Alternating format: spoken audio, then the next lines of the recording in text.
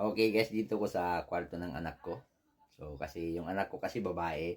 And then, ang topic natin sa ngayon ay itong randosel. Itong randosero, kung tawagin dito sa Japan. So ito yung typical na backpack ng mga elementary school students dito sa Japan. So ayan siya. Isang backpack. Kulay red kasi yung gusto niya. So ayan. So itong randosel na to, binibili to na kapag magpapasok na sa school na kapag grade 1. So, yung ganitong typical na randosel, ginagamit nila to ng up to 6 years. Matagal siyang, durable siya, leather kasi siya, and then parang handmade nga siguro siya. Kasi yan, mga tahi talaga siya. Leather, tahi siya. Ayan siya. So, ito, more than 5 years na to kasi grade 5 na yung anak ko. And then, mag-grade 6 na siya sa April.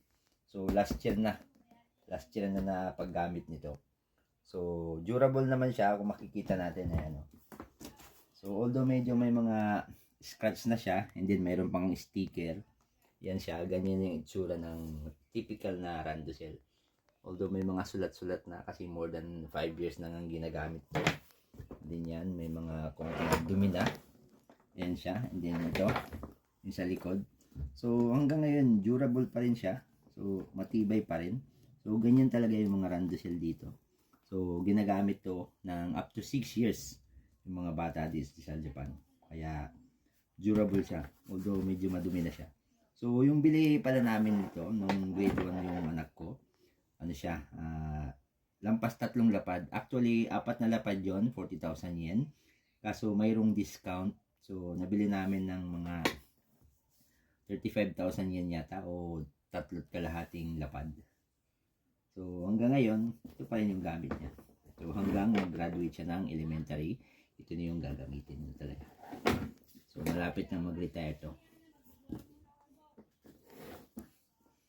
And then, meron pa kaming isang anak, yung pangalawang anak namin. So, mag-grade 1 na rin siya.